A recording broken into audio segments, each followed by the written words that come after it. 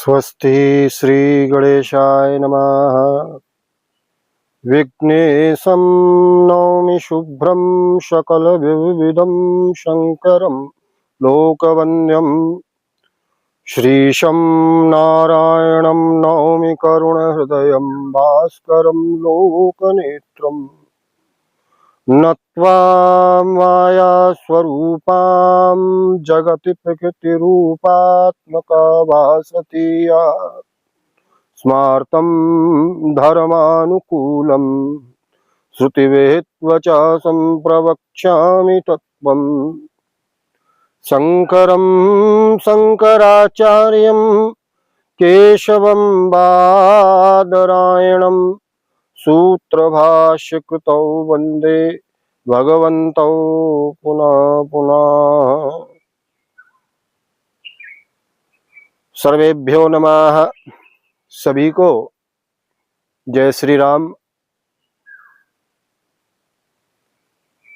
सज्जनों, आपका एक बार पुनः स्वागत करते हैं।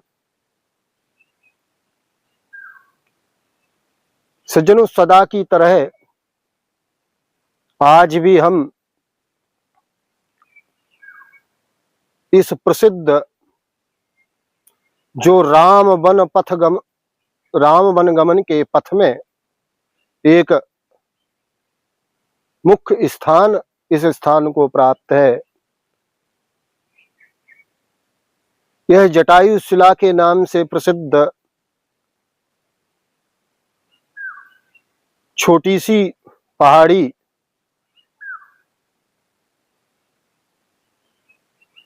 छोटा सा पर्वत, जिसकी गोद में मैं बैठा हूं। सज्जनों, जिस प्रकार माता के हृदय से, वक्षस्थल से चिपका हुआ एक बालक आनंद और सुख और शांति प्राप्त करता है,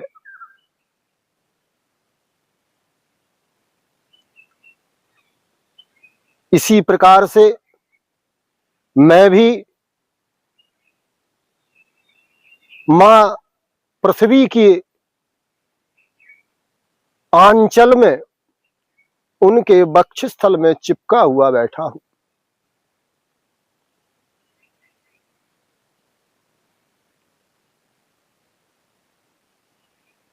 ये धरती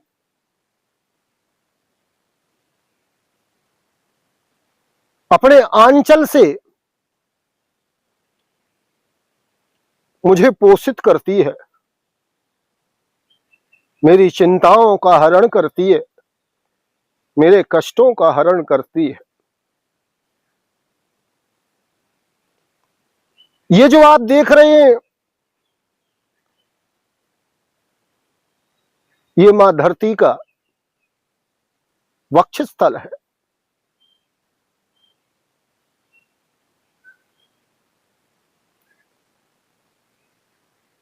इस धरती पर जितने भी जीव जंतु हैं, उन्हें यह धरती मां ही पोषित करती है, यह धरती मां ही पालती है। ये मां के वक्षस्थल है।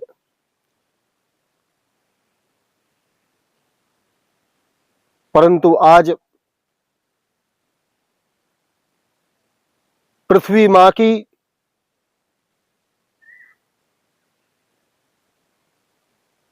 इस गोद में, पृथ्वी मां के इस वक्षस्थल में चिपटा हुआ मैं तनिक चिंतित हूं। चिंता इस बात की है कि ना जाने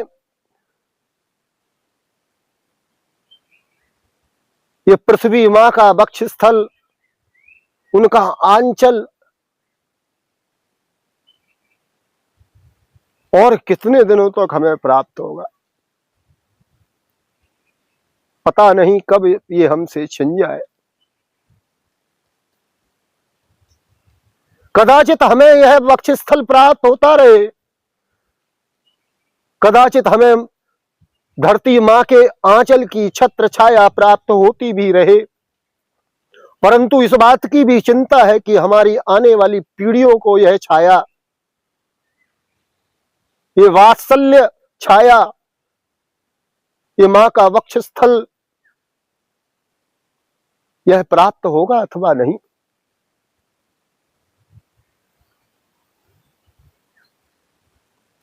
और ये मैं क्यों चिंतन कर रहा हूं, क्या कारण है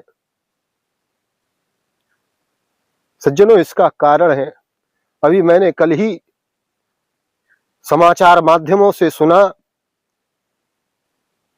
कि हमारे देश की शीर्ष अदालत ने, शीर्ष न्यायालय ने एक निर्णय दिया है जिसमें कहा गया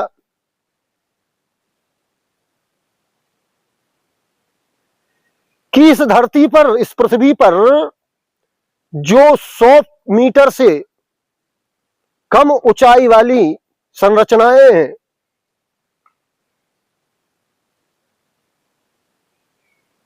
वे पर्वतों की संज्ञा में नहीं आती। यह सुनकर के मैं चिंतित हो गया।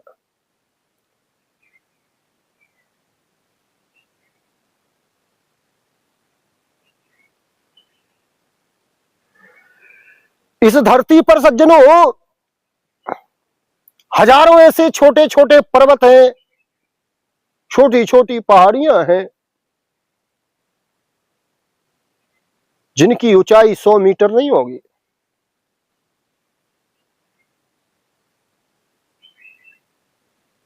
अच्छा, इस निर्णय में यह भी कहा गया कि जो पर्वत जिनकी संज्ञा नहीं है उनका खनन किया जा सकता है। सज्जनों, हजारों ऐसे छोटे छोटे पहाड़, छोटे छोटे पर्वत, छोटी छोटी पहाड़ियां, छोटी छोटी डोंगरियां हैं जिनकी ऊंचाई 100 मीटर नहीं पहुंचती।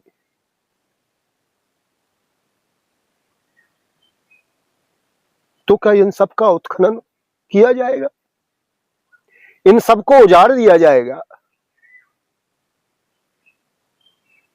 इनको नष्ट कर दिया जाएगा विकास के नाम पर?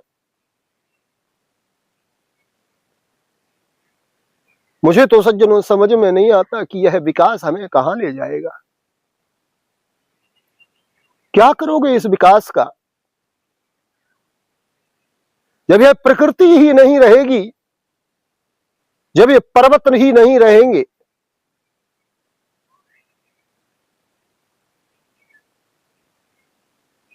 तो इस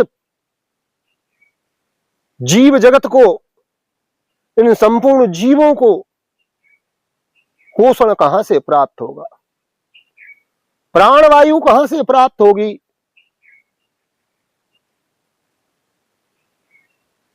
हमें प्रारंभ में तो लगेगा कि हम विकास कर रहे हैं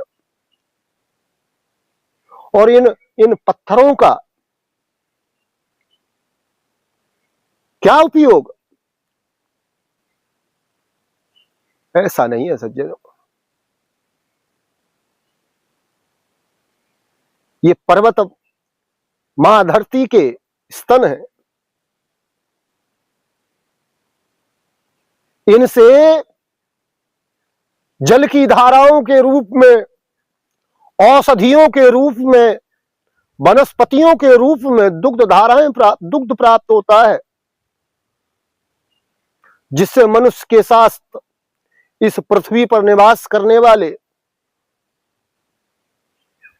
समस्त प्राणी पोषित होते हैं। सज्जनों, मां के हृदय को विदीर्ण नहीं किया जाता, मां के वक्षस्थल को, मां के स्तनों को चोट नहीं पहुंचाई जाती, उन्हें नष्ट नहीं किया जाता। मां के वक्षस्थल से, मां के स्तनों से तो दुग्ध पान किया जाता है। विचार करिए।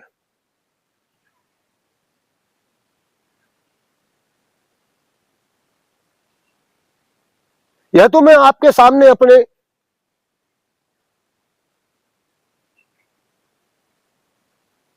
भावनात्मक विचार को रखा, परंतु इस प्रकृति की, इन पहाड़ों की, इन पर्वतों की धर्मशास्त्रों ने भी कम महिमा नहीं गाई है।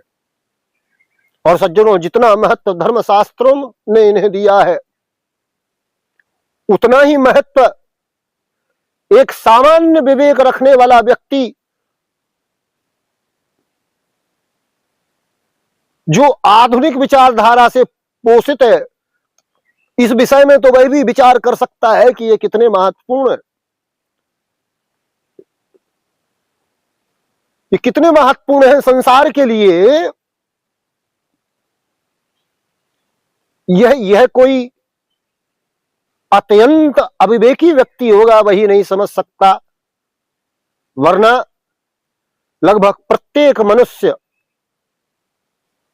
और मनुष्य ही नहीं प्रत्येक जीव, इन पर्वतों के, इन वनों के महत्व को जानता है।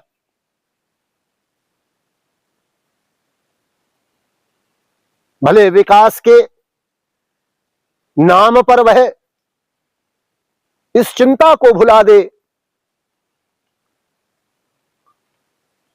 परंतु जैसे कबूतर के आंख बंद कर लेने से वह बिल्ली से बच नहीं जाता, इसी प्रकार से सज्जनों, यदि ये पर्वत, ये वन, ये प्रकृति, यदि इसे हमने विकास के नाम पर नष्ट करना जारी रखा, यह विध्वंस बंद नहीं किया, तो निश्चित मान लीजिए कि हमारा अस्तित्व नहीं रहेगा, हमारा मिटना तय है, हमारा नष्ट होना तय है।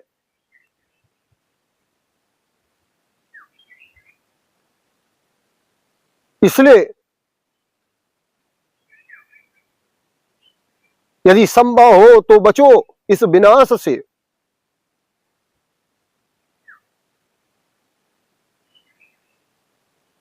विकास करो, विनाश ना करो,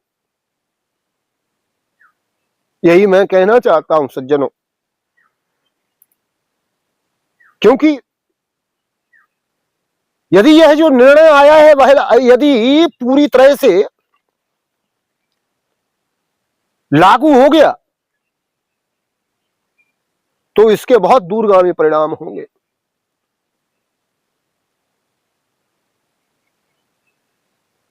अरावली पर्वत श्रृंखला जिसका अधिकांश भाग 100 मीटर से नीचे है, वह पूरी की पूरी अरावली श्रृंखला नष्ट हो जाएगी। गिरिराज गोवर्धन की ऊंचाई भी 100 मीटर नहीं है। आज नहीं तो कल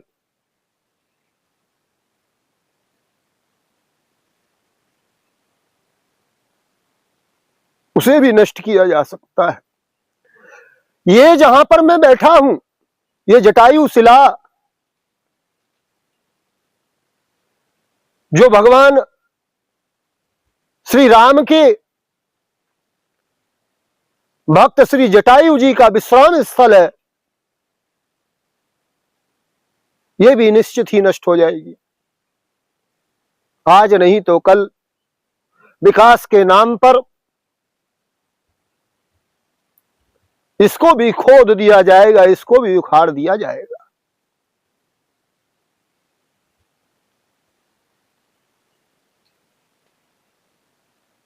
इसलिए विचार करें कि यदि यह निर्णय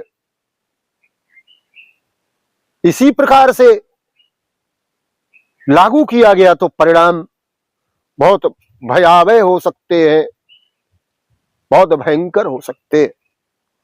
सज्जनों, वेदों में पर्वतों को पर्वतों के लिए कहा गया है, या पृथ्वीं घाम उत्तेमाम जजान यो अपसु पर्वतान संविदंत। अर्थात जिसने इस पृथ्वी को रचा, जिसने इस आकाश को रचा, उस ब्रह्म ने, उस परमात्मा ने ही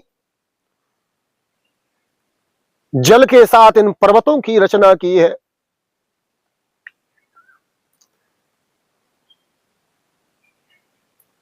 सज्जनों, ऋग्वेद आगे कहता है कि जो पर्वत है वे वनस्पतियों के मूल हैं। पर्वतासो वनस्पति ही। अगर पर्वत नहीं रहे, अगर मूल नहीं रहा, तो वनस्पति, ये वन,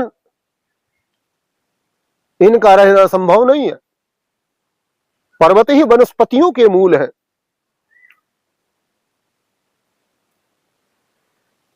सज्जनों, अथर्ववेद में मनुष्यों के द्वारा इस प्रकार किए कृत्यों को देख करके मां पृथ्वी कहती है, यत्ते भूमे पर्वतेषु क्षीणोमि मा तदुग्रम भवतु मा हिंसी। ये जो पर्वतों का मनुष्य, हे मनुष्य, ये जो तू पर्वतों को काटता है, इनका जो खनन करता है, ये तू मेरे प्रति हिंसा करता है। ये तू पत्थरों को नहीं काटता,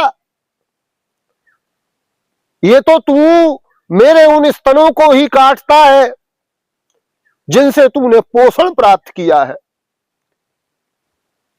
हे मनुष्य, मां पृथ्वी कहती है, हे मनुष्य, ये तेरी हिंसा है मेरे प्रति। सज्जनों, जिसने दुग्ध पिलाया, अपने रक्त को दुग्ध में परिवर्तित करके जो मां तुमको पालती है और दुग्ध पिलाती है, क्या हम उस मां के स्तनों को ही काट देंगे? विचार करिए सज्जनों। ये संभवतः आपको थोड़ा सा कटु लग सकता है, परंतु सत्य यही है। क्योंकि ये भगवती पृथ्वी जो है, पर्वत ही इसके स्तन है, पर्वत स्तन मंडिता।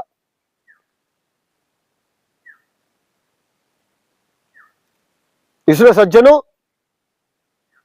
मां के आंचल से दुग्ध पान करो, उसे काटो मत।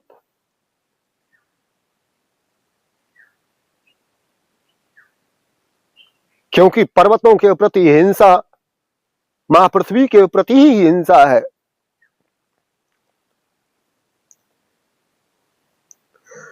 सज्जनों, शतपथ ब्राह्मण में कहा गया है कि पर्वता वै यज्ञस्य प्रतिष्ठा, कि ये जो पर्वत हैं, इनसे ही यज्ञों की प्रतिष्ठा है। क्योंकि आवश्यक वनौषधियां इन पर्वतों से ही प्राप्त होती हैं, जो यज्ञ के लिए आवश्यक है।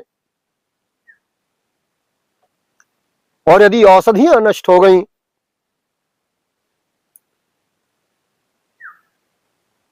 तो यज्ञ कैसे संभव है?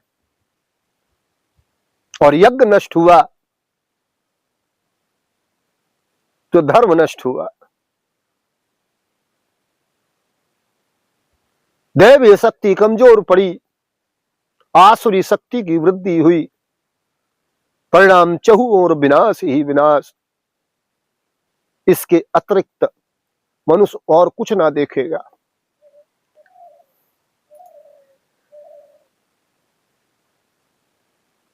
और जब उपनिषद ने कहा सर्वम खलविदम ब्रह्म,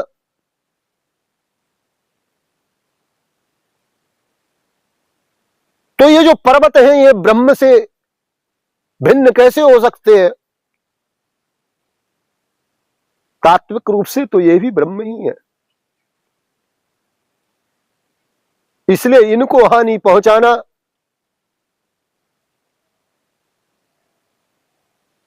स्वयं को हानि पहुंचाना है,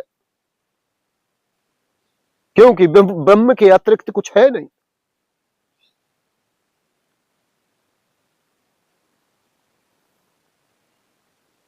इसलिए पर्वतों को केवल पत्थर कहना, यह हम सनातनियों का विचार नहीं है।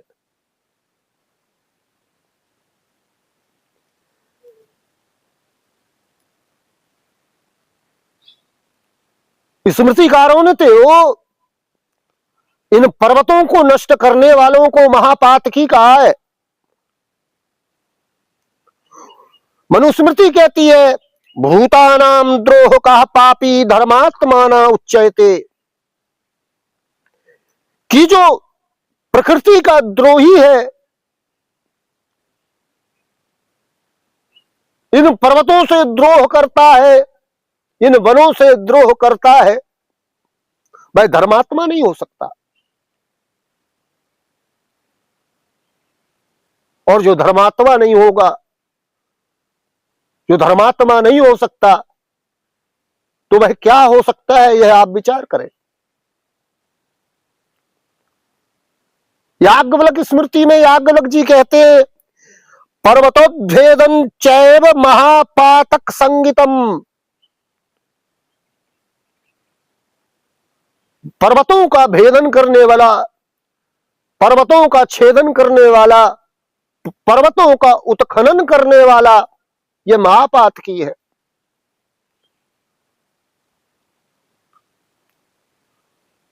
सज्जनों, महाभारत में शांति पर्व में कहा गया कि वनानि पर्वताश्चैव न रक्षन्ति नृपा यदि न चिरात् क्षीयते राष्ट्रम धर्माश्च विनिर्वर्तते। अर्थात जो राजा वन और पर्वतों की रक्षा नहीं करता, उसका राष्ट्र प्रजा सहित शीघ्र नष्ट हो जाता है और धर्म नष्ट हो जाता है। इसलिए सज्जनों, यह केवल मेरा नैतिक उपदेश नहीं है, यह मैं आपको नैतिक शिक्षा नहीं दे रहा हूं, अपितु आपके ही, हमारे ही भयावह भविष्य को दिखला रहा हूं।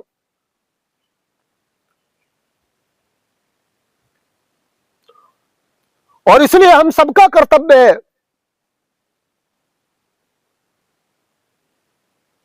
कि हम जिन इन वनों का महत्व, इन पर्वतों के महत्व को जाने,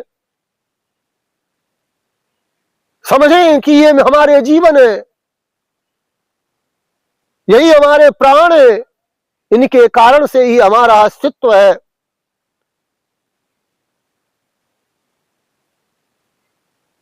और यह संदेश जन जन तक पहुंचे, प्रत्येक मनुष्य इस संदेश को समझे, चाहे वह सत्ता में हो, चाहे सामान्य जन हो, चाहे प्रशासनिक क्षेत्र हो, चाहे न्यायिक क्षेत्र। हम आप सब मनुष्य हैं, हम आप सबका हित अहित इस प्रकृति से ही जुड़ा हुआ है। ये पर्वत है, ये प्रकृति है, तो धर्म है, और धर्म है तो जीवन है। दूसरे प्रकार से भी सज्जनों, यदि यह वन है, ये पर्वत है, तो प्राणवायु है।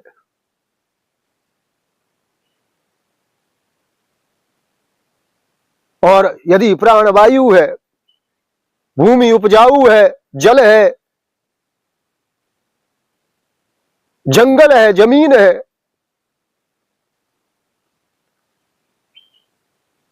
तभी मनुष्य का जीवन संभव है, तभी मनुष्य के जीवन का अस्तित्व है। बिना इनके जीवन का अस्तित्व नहीं। तो क्या करोगे ऐसे विकास का, जो विकास कुछ ही समय पश्चात तुम्हारी पूरी मानव प्रजाति को ही नष्ट कर दे। मानव प्रजाति ही नहीं, समस्त प्रजातियों को नष्ट भ्रष्ट कर दे। क्या करोगे ऐसे विकास का?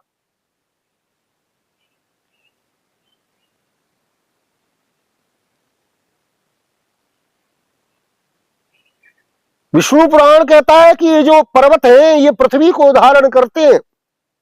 पर्वताधारयन्येतम वसुंधराम स्थिराम। ये पर्वत इस पृथ्वी को स्थिर करते हैं। ये पर्वत जो है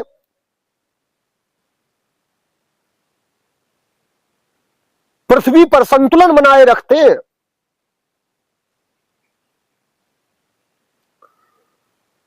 इसी प्रकार से मत्स्य पुराण कहती है कि पर्वतच्छेदनम पापम ब्रह्म हत्या समम स्मृतम।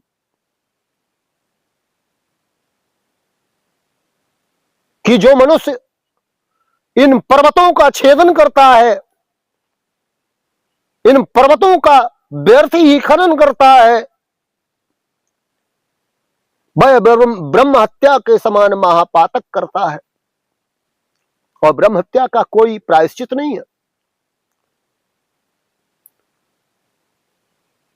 सज्जनों, स्कंद पुराण ने कहा कि ये जो पर्वत है ये देवताओं के निवास स्थान है।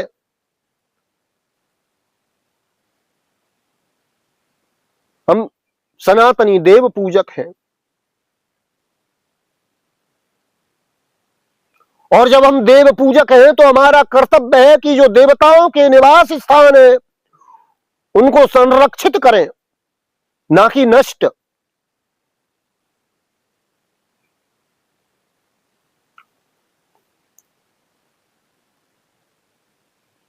सज्जनों, इतिहास साक्षी है। हजारों वर्षों के इतिहास में अगर आप झांकेंगे तो उत्तर में जो हिमालय की श्रृंखलाएं हैं, महान हिमालय पर्वत है, उसी ने भारत की संस्कृति की रक्षा की है।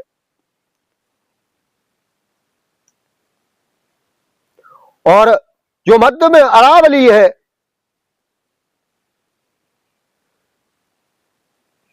जिसे पृथ्वी की सबसे प्राचीन पर्वत श्रृंखला माना जाता है,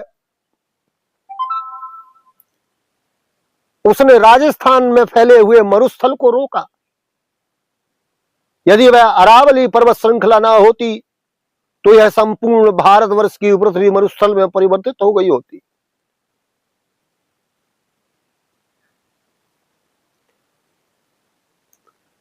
और इधर मध्य में, उसके पश्चात इधर मध्य प्रदेश की ओर जब बढ़ते हैं तो विंध्य सतपुड़ा आदि पर्वत श्रृंखलाओं ने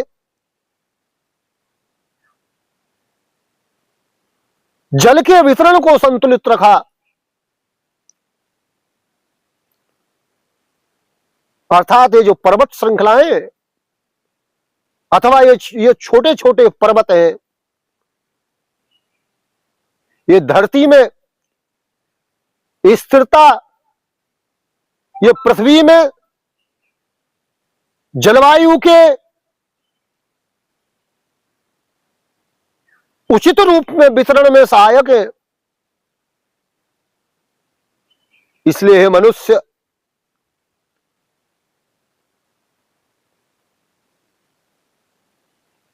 विकास के नाम पर विध्वंस ना कर, विकास के नाम पर स्वयं को नष्ट ना कर,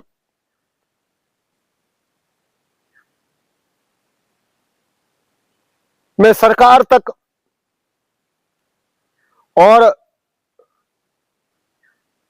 न्यायालय आदि तक भी यदि संभव हो तो मैं एक साधारण ब्राह्मण हूं, साधारण व्यक्ति हूं, इस देश का साधारण नागरिक।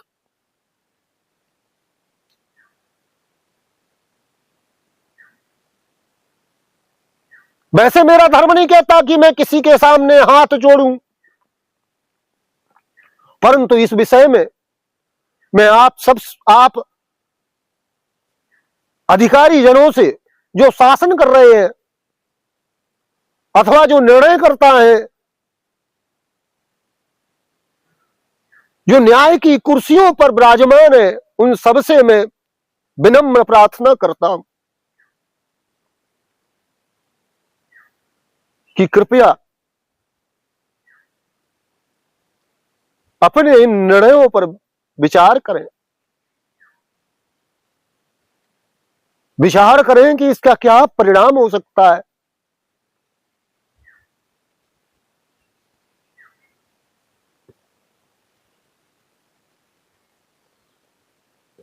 इसलिए विकास ऐसा ना हो जो विनाश का कारक हो। मेरी विनम्र प्रार्थना, इस पर विचार करें। वैसे सज्जनों में अधिकतर इस प्रकार की अपील नहीं करता हूं, परंतु इस विषय में मैं आप सभी से, श्रोताओं से, जो भी सुन रहे हैं उन सब से मैं यह कहना चाहता हूं कि मेरे इस संदेश को आप अधिकांश लोगों तक पहुंचाएं, अधिक से अधिक लोग इस विषय को सुने। इस विषय में आज के लिए इतना ही। मनुष्य में विवेक उत्पन्न हो। हम विकास के नाम पर विनाश को आमंत्रित ना करें, यह विवेक हम में जागृत हो। ऐसी भावना के साथ आप सभी को जय श्री राम। पुनः फिर मिलेंगे। जय श्री राम। श्री राम जय राम जय जय राम। श्री राम जय राम जय जय राम। श्री राम जय राम।